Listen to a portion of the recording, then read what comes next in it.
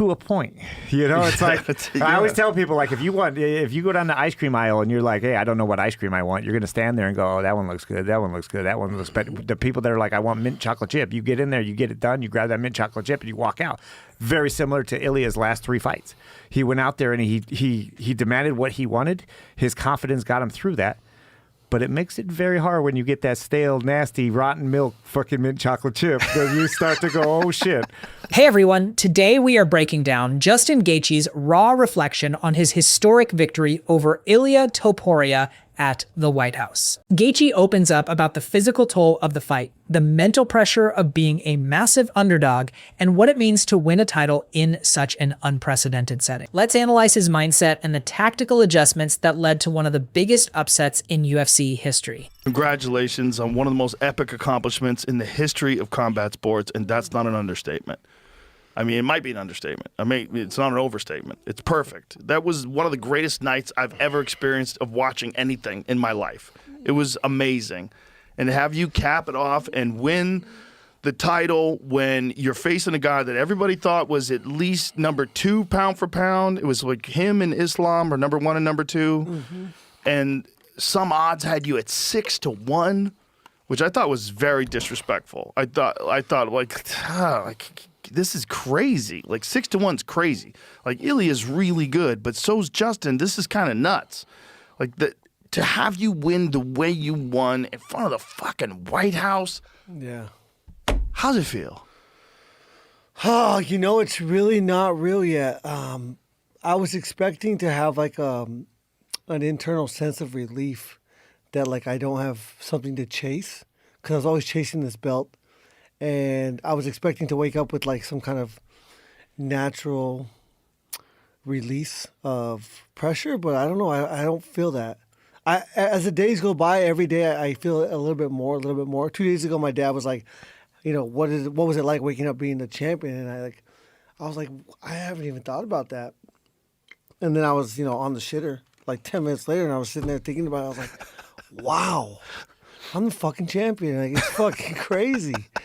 And yeah, it's just, I've just been on the grind for so many years now. My dad dropped me off 19 years ago in Colorado. I knew nobody to wrestle. And yeah, to see where I'm at now is just absolutely incredible. There's really no way to explain how or why, or like why I deserve it, or I worked my ass off. I have made mistakes. I've done things the wrong way, but I've always corrected and got back on the path. And, I think the coaches, the mentors, but mostly the coaches that I've been, and the team that I have around me is a huge reason why I was able to stay on track and just keep moving forward and keep trusting that, I belong in the top of the league. Well, you've clearly shown it throughout your career, and having a great coach like Trevor, and one of the reasons why I wanted to bring you in, Trevor, is because you guys have a very unique relationship. First of all, I love the YouTube series, The Art of Violence, fantastic. Yeah. And what's great is watching you two guys work together, and Trevor, you being like very acutely aware of when to pull him back, when to ramp it up, when to push. Like you guys having a relationship like that is so critical, because you guys know each other so well. You've seen him perform so many times. You've seen him fight and perform in the gym, that you know where he's at all the time. And having that sense of where your fighter is at any given time in camp, because you know him so well, boy, that's a giant advantage. It is. Well, hold on. There we go. Testes, 1, 2, 3. Yeah, I think that's a huge advantage is knowing your athlete. And, I've been doing this for a long period of time, but there's lots of coaches out there that consider their fighters their friends. I do consider them one of my best friends, but I put myself more in like a father position of I need to know when to tell them the truth. And I've got myself in trouble with that with fighters, where you tell them the truth so hard that you have to let them go. Like a child, like, hey, if we're not in the same beliefs, go live life and see how it is. And then when you return, I'm still going to love you. Having that type of thing where I have to be dead honest for your career, not because it helps us now and it feels good right now at the moment. I have to look at that from the time that we start. We talk about, what are his goals, and then my job is to be an advisor, be a mentor to get him to that place as best as I can, because these are his goals, and I want to support those. And in the beginning of his career, his goals were to be the most violent guy out there, the most remembered, the guy that every time someone bought a ticket, they remembered Justin Gaethje selling that show. And then it turned into, no, I want to have this belt. And that was hard because we did go and not get the belt twice. And, you know, it's so cool to be in kind of those scenarios where it's like, damn, you had two opportunities. Now it's never going to happen. And that's what life is. Life is one of those things that you keep getting up and chase your goals. You never know how it's going to happen. And yes, you want to dream and you want to have you want to have a plan. But I'll tell you right now, through all the times that I've had championship fighters in business and in life, the plans never work. You always have to adjust them. But it's that dream and that vision to get you to the top of the stairs. You have to get up each one of those steps. So, you know, Justin went out there and wrote a story that I don't think will ever be forgotten, and he did it one round at a time, and that's what impresses me, because his mindset, I love the mental game. I love to talk about the mental game, even like Ilia. Ilia is a special guy with how he uses his mental, the secret, the if I see it, I believe it, it'll happen. Gaethje starts by discussing the odds stacked against him. He acknowledges that most people counted him out, but he used that as fuel rather than a deterrent. His preparation wasn't just physical, it was about mental resilience. By accepting the possibility of loss, he freed himself to fight without hesitation. This segment highlights the psychological advantage of having nothing to lose, allowing him to take risks that a favorite might void. It shows how mindset can be just as critical as technique in high-stakes combat. What is going to happen now? So I think the relationship that we have is me guiding him, me pulling him back at the Strickler situation. Hey, let's pull back a little bit. Let's focus on what's going on. I don't want no distractions. And having someone, and he trusts that I care about him. I love him to death. I love his family. Like, our relationship is so strong, and I need that with my athletes. And I'm just blessed and 100. You know, I say honored, but more importantly, humbled by someone who I've never worked mental with, who shows me different ways to the mental game of fighting, which I feel I'm very high level with. It's something that if you put yourself around people that make you better, this guy makes me better daily, and I'm very grateful for that. You said something about Ilia, about the fight, about having expectations. And you said you don't have any expectations when you fight. Yeah. That way you don't get thrown off. Yeah, I mean, I think it's huge. I mean, my expectations come from my hard work. Obviously, I expect my body to perform. I understand that I've trained my mind to, and you know, maybe the narcissistic tendencies in me love showing off and performing in front of, you know, thousands of people on that stage. That's what I love the most about this, and that's what my personality. Like, I'm very competitive. I want to win, but I'm never going to lie to myself, and that's how I've never had a coach in my entire career since 4 years old of wrestling have to pull me aside and talk about the mental aspect of competition, because it's always been so natural to me. I'm not sure if it's because they see that I'm doing good and that they agree with my approach mentally, or they don't understand what's going on, but I've just always been so comfortable and so content with my situation of, you know, this is a competition, it's a game. You know, I'm very competitive. I'm very petty. I take everything personal, and yeah, when I go in there with I have gone in with expectations, and I said it before the fight. You know, Ilia, like I said so many true things to him, and I think it's such an asset to tell someone the brutal truth, especially someone like him, because it pushes them farther away from the truth.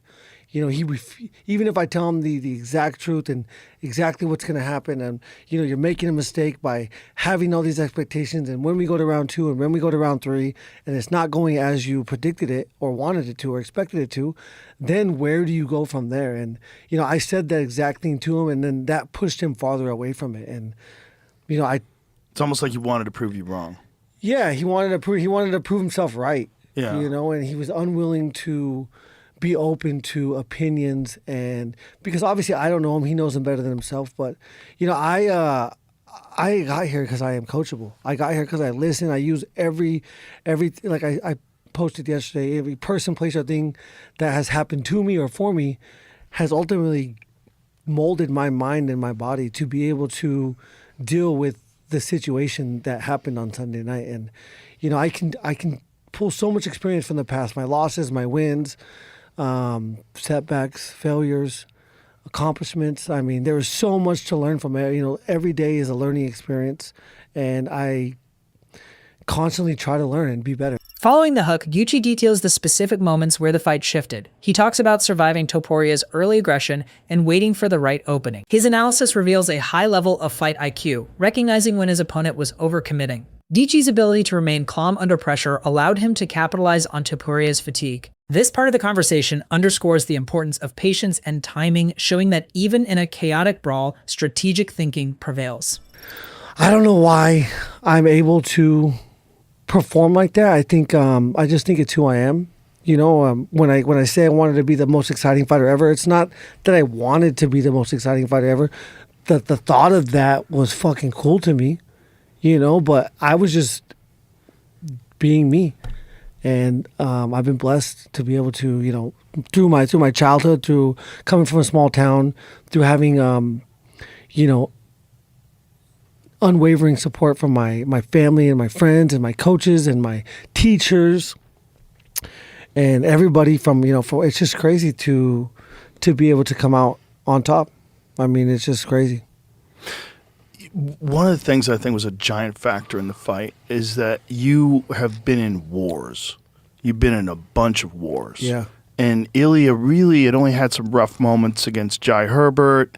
You know, Yusuf Zalal gave him some problems, but it was nothing serious. The wars that you've been in, these just down and dirty brawls that you've been in, you're comfortable with the back and forth. You're comfortable with enduring. You know that you're not going to break. You know, if your body holds up, you're going to keep fighting and you can endure. I don't think he'd ever experienced that before. So when you didn't break in the second round, and I think he made a mistake, and I think you're correct about that. You said he made a mistake by going to the ground. Absolutely. And that he hurt you to the body. I told Trevor yesterday, I think, you know, him hurting to my body was the reason, one of the main reasons I won. You know, when he hit me, when I dropped, it wasn't the first time he hit me in the body. That was probably like the fourth or fifth one. And he had landed some really clean shots, and he could probably sense that I was in trouble and hurt. And I think that fact made him dump everything because it was his last chance to take me out, and he almost did take me out. But when I went down, in hindsight, it's always easy to make these decisions in hindsight, but when I went down, you know, he's had way more submissions than he has knockouts. And so for him not to have that belief that he's going to be able to go down there, especially with the Khabib fight, especially with the Charles Oliveira fight, especially with all the negativity around my grappling, there, you know, I think he would have been foolish not to, because I would have stood back up. And he would have charged forward, tried to finish me. I would have jumped on his legs. I would have pulled guard. He was going to end up on top of me no matter what. I wasn't going to sit there and trade with him again. Like, I would have, you know, front rolled into grappling situations or whatever. I would have made him cover me. But I think me getting hit is what made him completely blow his, you know, Shane Carwin-esque, you know, blow his tank. Yeah. And, you know, go for the win. And I think that was the choice he had to make because it was going to continue to get worse. I beat his ass in the first round. Like, it might have been close on the scorecards. I absolutely took the first round, but the amount of damage that I inflicted in the first round set up the rest of the fight. He describes the pain and the difficulty of maintaining his performance while battered. His durability is not just genetic, it's a result of years of conditioning and mental toughness. By sharing these details, he humanizes the spectacle, reminding viewers of the extreme cost of professional fighting. This honesty adds depth to his victory, showing it wasn't just a highlight reel, but a grueling test of endurance. I do think it was a mistake, and you're saying what you're saying is so correct. But what I'm saying is from a standpoint of him demanding it, he's going to finish you in the first two. Understanding the damage that he was taking, he took big risks. He got in there. He kept his hands on your collarbones. He was landing really good shots. Yeah, the two body shots before that left hook to the liver, That the sound it made was crazy. That last one was clean. It was precise and deep, but you could tell it was already there. But if he didn't put that pressure on himself, and this is what I mean by mistake, is like when you come out, you have to know that you're going 5 rounds. And he knew that he had to unleash everything right there. If he would have been smart in that scenario saying, hey, we got 5 rounds, let me step back a little bit, let me do some damage. But also he's like, hey, let me get you out of there quick. Justin, can't grapple, can't do all these things what a lot of people think, which Justin's a great grappler. And what was so smart about you is when you get tired, that's where the worst decisions happen. That's one of my big things as coaching is we get someone tired and then we make them make bad decisions and then we capitalize on those mistakes. Justin was able to stay so composed here with being speared to the body. And when you take a liver shot, it is way different than the headshot. A headshot's like taking a shot with your buddies at the bar. It's like, hey, let's go. But you take a body shot, you're dying. Like your liver shot, you feel like you're dying. And Justin, all the decisions he made on the ground, from the triangle, from the armbar, from not being flat, so many good decisions were made in that scenario. And I do think it was a mistake. Obviously, there's so many different ways it could go, but those type of moments in fights are what make fights great, is overcoming obstacles. And he had set that up. He had said it. He's like, hey, I'm going to overcome anything. I'm going out there to put the worst thing out there. Like, what are you going to do to me? I've already been knocked out the last second of a freaking huge fight by Max. Like, you can't do nothing worse to me. And that mindset, I think, is something to take away for all the fighters out there that always, I love how you say it, expect a war. Always. In the final segment, Gaethje reflects on the unique atmosphere of fighting at the White House. He describes the energy of the crowd and the historical weight of the moment. For him, this wasn't just another title fight, it was a career-defining event on a global stage. His appreciation for the opportunity shows a deep respect for the sport's evolution. He recognizes that this victory cements his legacy not just as a fighter, but as a key figure in MMA's journey to mainstream acceptance. Justin Gaethje's victory was a testament to resilience, strategy, and heart. His ability to overcome the odds in such a historic setting proves why he is considered one of the most exciting fighters in the world. What do you think? Was this the greatest comeback in UFC history? Let me know in the comments. If you found this analysis valuable, hit like and subscribe for more honest breakdowns of JRE clips. See you in the next one.